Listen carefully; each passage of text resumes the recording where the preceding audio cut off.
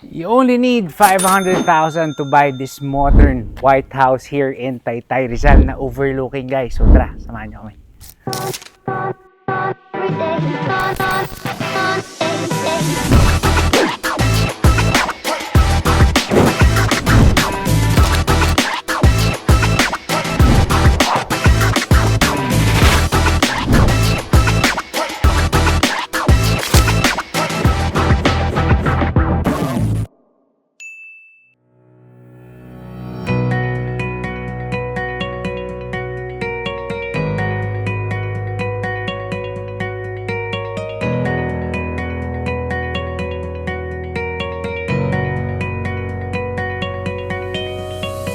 We're inside Monteverde Royal here in Taytay Rizal. So this house stands on a 165 square meter lot area with a floor area of 255, 260 more or less.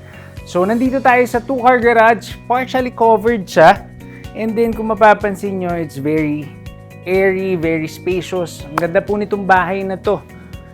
And then there's a pathway here going to the service area. Mamaya po pupuntahan natin yan. Kasya po dalawang malaking sasakyan, pickup or van, kasyang-kasya, and napakaluwag po nung labas. Hindi pa po sobrang crowded nung mga kapitbahay nyo. And then this is our front lawn, front garden. Meron na po tayong turf grass, pero you can remove this one, make it real, kumbaga, tawag dito, garden area if you want to. Pero kung hindi po, kung marami po kayong pets, pwede rin ito yung playground ng inyong mga pets. Kung meron naman po kayong baby or toddler, ang ganda po, may laruan ang inyong toddler.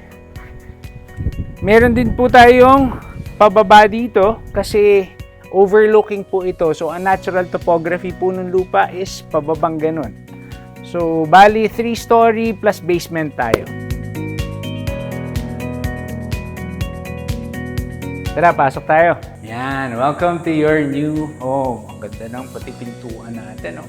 We have a big solid wood na main door here na mayroon touch of matte black. So this house, kaya siya white house kasi most of it are color white talaga. And then may touches ka lang na matte black and then of course the touch of wood. So napakaganda. This is your living area. So kung maglalagay kayo ng TV dito, doon ang TV natin. Diba? Dito tayo mag-couch. U-type couch, pwede dito. And then this is gonna be your dining area with the view.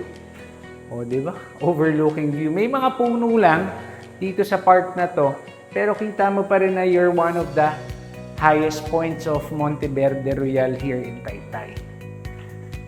Actually, ang isa sa pinakamagandang part ng bahay na to is the staircase. Diba? Mamaya, babalik tayo dyan. So, coming from our dining area, we have a kitchenette area here. So, medyo maliit lang yung kitchen natin, pero it can still fit the necessities. The refrigerator, actually the ref can be here pala. So, the ref can be here. Meron kang small sink and faucet, a few cabinetries. Then kung kailangan nyo lang ng show kitchen, small oven, 3 to 4 burner cooktop, pwede rin dito. Pero kasi napakalaki po ng ating service kitchen sa ating basement. Mamaya papakita po namin sa inyo yan. So this one is just a show kitchen. So ang isa pa sa advantage of this house, sarado ko lang muna, meron tayong ground floor bedroom. So even if you have an elderly na kasama niyo po sa bahay, pwede niyo po talaga i-consider itong bahay na to kasi very senior friendly siya. Oh, diba? You have a very nice room, diba? Ang ganda po ng size niya. More or less 2 by 4, 5 meters, more or less mga 8 to 10 square meters to. Naka-solid wood door ka na rin. And then it's right beside your first toilet and bath. O, di ba? Napakaganda, very modern and yet super classy. Ang ganda ng color palette ng toilet natin. You have openable windows here, so you have natural exhaust. Kaya wala na ring exhaust dito. And then you have the rain shower. May provision na rin for water heater. Yan, before heading upstairs, let's appreciate napakaganda po ng ating staircase. Isa to sa mga highlights talaga ng bahay na to. Kasi it's solid wood with steel, so very modern and a touch of ano siya industrial, di ba? Ganda. Tara, tayo. Welcome to our second floor. Napakaganda nito. Oh, dito muna tayo. This is the master's bedroom.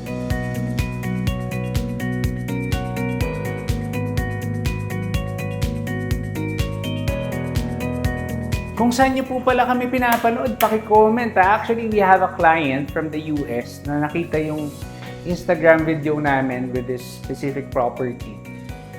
Ma'am, eto na. I-upload na namin to on Sunday. So, eto na hinihintay mong bahay. Sana abutan mo pa pag-uwi mo, pero let's see. This is the master's bedroom. Dito po ang ating headboard. You have two sides ng window, openable din. And then, ang sarap ng hangin. Lord, thank you. It's 2 p.m. Ang ganda po ng simoy ng hangin. Meron lang kayong small balcony. Parang ang tawag dito, Juliet. If I'm not mistaken, ha. Para sa mga architects natin dyan, ano nga ba yung tawag dito? Tama bang Juliet balcony to? Tama ba? Ito ba yung Juliet balcony? Anyways, you can comment kung ano po yung tama. Pero this is not the standard size of the balcony. Pero ang kagandahan nito, master's bedroom has its, kumbaga parang hingahan area. And the view is really nice. You can already see Laguna de Bay. You can see the Ortigas skyline. Medyo may mga puno lang din. So, coming from that, buksan natin. Ito ang walk-in closet. Diba? Woo! Diba? Ang ganda po ng walk-in closet nyo. Halos kasi laki na. A little bit smaller naman of your master bedroom yung walk-in closet nyo. So, masisihan kayo. You can put, pa dito, yung vanity area. Dito. Tapos, ang isa pang kagandahan sa walk-in closet, hindi na po nilagyan ng mga pintuan kasi nakakasikip po yun. May sarili namang sliding glass door papunta sa inyong walk-in closet. Meron din sariling pintuan yung toilet and bath nyo. So, hindi na kailangan ng door masyado dito. And then, you have mga pull-outs dito. Lagayan ng mga undies, medyas. Malamang dito yung kay madam, dito sa mga boys, sa mga daddies, dito yung mga girls natin. Pwede rin mga coat dito, suits. Ayan. And then, of course, dahil master bedroom to, meron siyang master's toilet and bath na napakaluwag din. Meron pa siyang glass shower enclosure. Ang ganda nito. Oh, luwag. Meron na rin tayong provision for water heater. And then napakalaki ng mirror mo dito. Sorry. Napakalaki ng ating mirror. Wala lang tayong bidet. Maglalagay lang kayo ng bidet, guys. And then, ang isa pa, kaya meron pa tayo dito, meron kang sariling balcony. Oh, diba? Oh, may balcony ka dito, guys. Diba? You have a view of the other side, then meron ka rin front part ng property.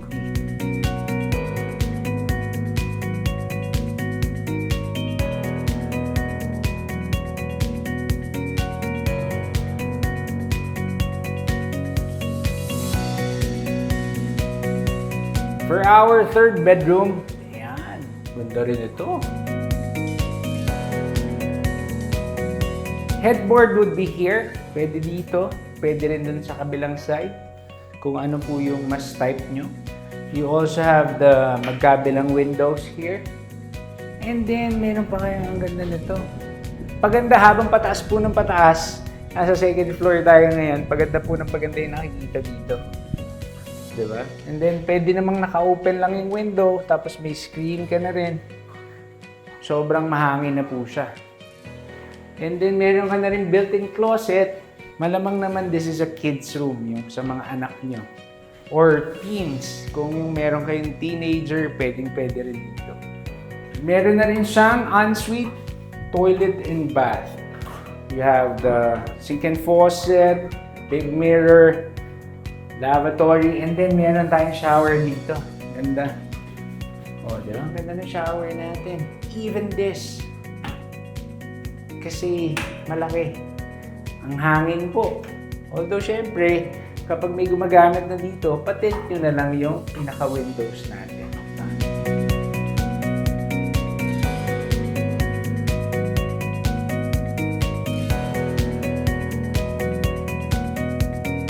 Welcome to our third floor. O, ganda o. Pag-akit natin, meron ka pang family area dito, lounge area. Nilagyan na nila ng ganito. Pwede ka magkape. Sobrang init lang. Kasi alas 2:30 ng hapon. So, and of course, dahil 4-bedroom house to, meron pa tayong 4th and final bedroom dito. Kapareho lang to nung size ng ating 3rd bedroom. But this one, mas maganda na po yung view. Sabi ko sa inyo eh, it gets better and better. Ganda na. Woo! Life is good. And it keeps getting better. Yan. So, meron din siyang sariling toilet and bath. Nakapareho rin naman ang ating 3rd bedroom. Ito. Same. Identical. Yes, tama po. On the other side of our 3rd floor is a view deck. Ganda oh. Whew. Lalo po kapag ano na tayo dito, yung mga 5 p.m. towards sunset. Naku, ganda na. Golden hour. Napakaganda nito. Mag-party kayo. Siguro sa party, mga 2 hanggang 3 round table kasya dito. Max mga 30 packs. Medyo stretching ka na nun. Pero yung 20 packs na party or parang kung ano man yung celebration nyo, napakaganda nito. Kita mo na yun, oh. Medyo foggy lang ngayon. Kita mo na dyan, Laguna de Bay, Ortigas, tsaka BGC. So, lagyan nyo lang po ng ng bubong or polycarbonate or even yung proper na bubong. Napakaganda nito. Saka nyo palagyan ng solar panel sa taas. So, panalong panalo. Tsaka, sorry, doon po ang view natin would be Laguna de Bay and City View. Dito naman, Mountain View. Kung makikita nyo, oh, ang ganda. Ang gaganda po bahay dito. This is an executive village, Monteverde Royal. And may access tayo sa C6. So, kung may access tayo sa C6, may access tayo, very easy access tayo to Pasig and BGC and Parañaque. Now, let's go into the basement area kung nasa ng ating service staff area at service area. Yun o. Ang luwag nito. So, parang technically, parang 4 floors po kayo. Kasi 3 floors with basement. So, pagbaba natin, napakaluwag, dirty kitchen, most likely your washer and dryer, pwede dito kasi may water supply doon. Dito yung service kitchen nyo, kaya kitchenette na lang sa taas. Or pwede pa nga kayong mag-extend dito ng pantry area, pantry cabinets. Ang dami pong pwedeng gawin dito, ang ganda. Ang kagandahan pa po dito, even if you have guests upstairs, hindi kita yung kaguluhan andito sa basement. And it doesn't look like a basement. Ang ganda po ng natural lighting natin and may natural air din po tayo. Yan. So, napakaganda ng natural air tsaka natural light natin. And of course, we have a lot of pin lights as well. And then, aside from that, may area pa dito. May tambayan area pa yung staff nyo. Diba? Or pwedeng storage area, pwede nyo gawin. Meron din sariling napakaluwag na staff room. Oh. Ilan staff po ba meron kayo? 2? 3? Actually, kasya technically dito 3. Double deck dito, then single bed doon. Ano lang yun, syempre, extreme lang po. Pero usually naman, 2 maximum yung mga angels natin. Maluwag na maluwag po sa kanila to. Meron pa po silang sariling toilet and bath na napakaluwag din. Oh, ganda na to. Even the staff area, service area, hindi tinipid. Ganda po. And bukod doon, katabi ng ating staff room, ito yung outdoor natin, yung back. Yung outdoor area sa likuran. O di ba? Pwede pa kayo mag-garden dito. Ang laki pa nito. Napakarami pa pong pwedeng gawin dito sa area na to. Although yung kanina, yung sa left side ng property, lalagyan lang to ng ng bakal para at least hindi delikado, walang malalaglag. Pero nonetheless, aside from that, napakaganda. And then ito po yung staircase natin papunta sa ating 2-car garage.